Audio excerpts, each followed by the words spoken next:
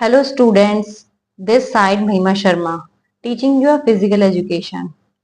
आज मैं इस वीडियो में आपके साथ बात करने वाली हूँ एचटेट के बारे में। काफी लोगों को कंफ्यूजन है कि एचटेट क्या एग्जाम होता है, किस चीज के लिए होता है, उसका प्रोसेस क्या होता है, एलिजिबिलिटी क्या है, ठीक है, उसका पेपर पैटर्न क्या है, सिलेबस क्या है, कौन से स्टूडेंट्स एचटेट में अपेयर कर सकते हैं, ठीक है, इसका एग्जाम कब होता है। तो एचटेट के बारे में डिटेल में बात करने वाले हैं, ठीक है। सो एचटेट के पेपर के बारे में बात करते हैं। HTET basically Haryana teacher eligibility test होता है, ठीक है। हरियाणा एजुकेशन बोर्ड एचटेट के एग्जाम करवाती है। एचटेट बेसिकली है टीचिंग एलिजिबिलिटी टेस्ट है, ठीक है। इस एग्जाम को Haryana board every year once कराती है, ठीक है। ये एग्जाम साल में एक बार ही होता है, तो इसका जो ड्यूरेशन है वो फिक्स है।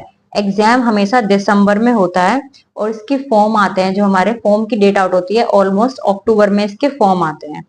एवरी ईयर ये एग्जाम हमारा दिसंबर में होता है। तो फर्स्ट पॉइंट नोट कर लेना कि एग्जाम हमारा कब होता है। इसका एग्जाम हमारा होता है दिसंबर में, ठीक है। नाउ सेकंड हम बात करते हैं एलिजिबिलिटी। इसमें 3 लेवल्स में ये एचटेट एग्जाम कराती है, ठीक है। Level 1, level 2 and level 3। Level 1 होता है हमारा प्राइमरी लेवल एंड लेवल 2 होता है टीजीटी लेवल एंड लेवल 3 होता है हमारा पीजीटी लेवल। जो हमारा लेवल 1 है वो प्राइमरी है, मीन्स की फर्स्ट टू फिफ्थ तक के बच्चों को जो टीच करते हैं स्टूडेंट्स उनके लिए, उसके लिए बेसिक एजुकेशन जो एलिजिबिलिटी चलती है वो हमारी उसमें नीड होती है डीएलएड और बीएड वगैरह। डीएलएड जिसके पास एलिजिबिलिटी है वो उसको फिल कर सकता है। सेकंड जो हमारा लेवल है लेवल 2, तो लेवल 2 का एग्जाम होता है हमारा टीजीटी लेवल। टीजीटी लेवल के लिए हमें एलिजिबिलिटी की नीड होती है कि हमारे पास बैचलर डिग्री होनी चाहिए प्लस में बीएड होनी चाहिए, ठीक है। देन हमारा थर्ड लेवल होता है जो होता है पीजीटी लेवल। उसके लिए हमें एलिजिबिलिटी की नीड होती है बैचलर डिग्री होनी चाहिए प्लस बीएड होनी चाहिए और साथ में इसमें मास्टर डिग्री होनी चाहिए हमारी पीजीटी लेवल के एग्जाम को देने के लिए। अब ये तीनों लेवल हमारे ऑलमोस्ट, अगर इसकी डेट्स की बात करें तो दिसंबर में ये कंडक्ट होते हैं। फॉर एग्जांपल 6, 7, 8 तो ये रेगुलर डेज में होते हैं। लाइक की जो इनकी डेट होती है एग्जाम की वो 3 डेज में कंडक्ट होते हैं, जैसे कि आज, कल, परसों। आज प्राइमरी लेवल का एग्जाम है, कल टीजीटी का एंड परसों पीजीटी का है, ठीक है। इस तरीके से इसका एग्जाम होता है। अब हम बात करते हैं इसके क्वेश्चन पेपर के बारे में।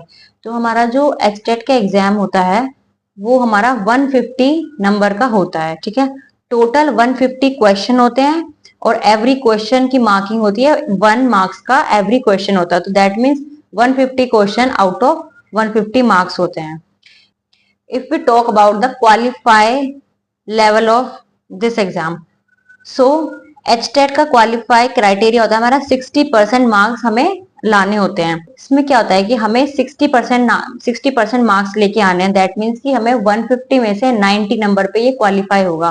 तो इसका जो क्वालिफाई क्राइटेरिया होता है वो सारे स्टूडेंट्स के लिए इक्वल होता है कि जो हरियाणा के बच्चे हैं या फिर आउट ऑफ स्टेट बच्चे हैं, सबके लिए 90 नंबर कंपल्सरी क्वालिफाई मार्क्स हैं। जिसके मार्क्स 150 में से 90 होंगे वो ही क्वालिफाई कर पाएगा या फिर 90 एंड अबव, ठीक है।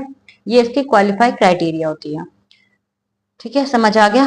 नेक्स्ट हम इसकी बात करते हैं अब पेपर के बारे में। इसका पेपर 150 मार्क्स का होता है जो हमारा फर्दर 4 कैटेगरीज में डिवाइड होता है, ठीक है। मैं आपको बताती हूँ। 4 पार्ट में डिवाइड होता है। पार्ट 1 होता है हमारा चाइल्ड डेवलपमेंट एंड पेडागोजी जो 30 मार्क्स का होता है और 30 क्वेश्चन होते हैं सीडीपी के, ठीक है।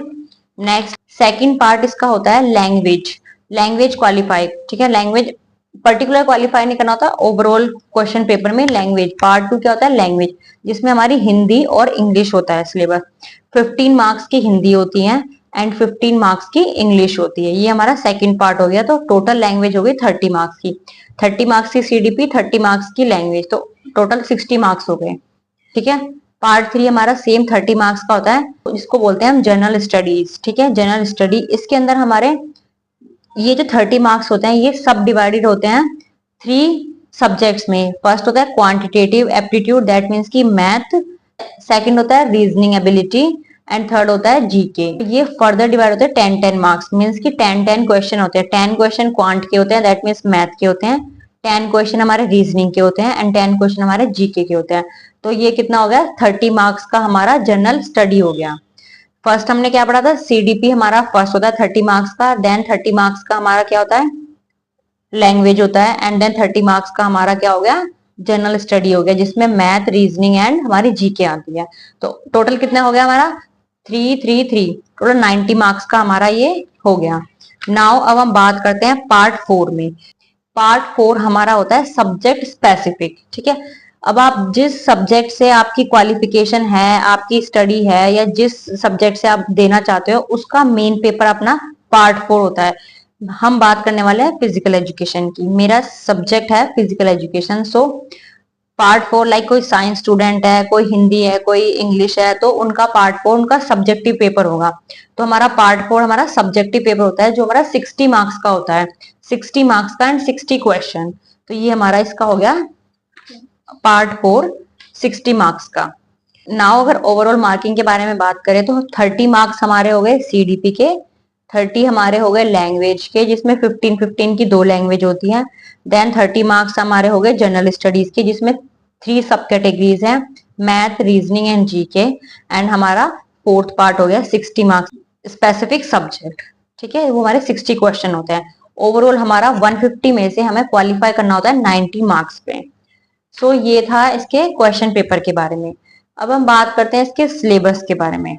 इसका जो सिलेबस है उसके लिए मैं एक सेपरेट वीडियो बनाऊंगी, डिटेल में सिलेबस को लेके आऊंगी कि सिलेबस में क्या क्या होता है, पर्टिकुलर सब्जेक्ट, पर्टिकुलर टॉपिक को लेके मैं आपको सेपरेट वीडियो में वो सारा आपको सिलेबस डिस्कस करूंगी।